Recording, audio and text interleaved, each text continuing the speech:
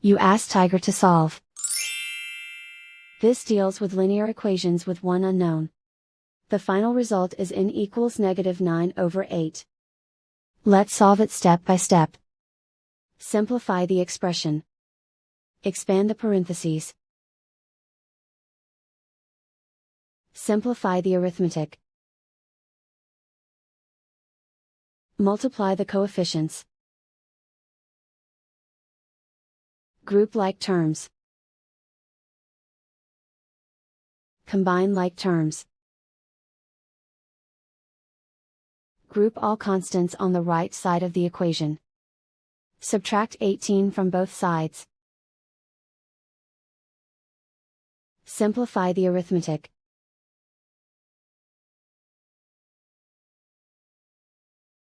Isolate the n.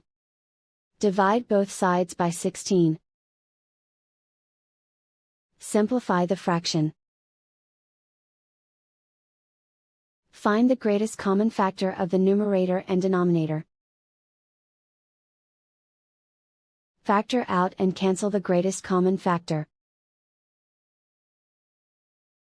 And so the final result is n equals -9/8.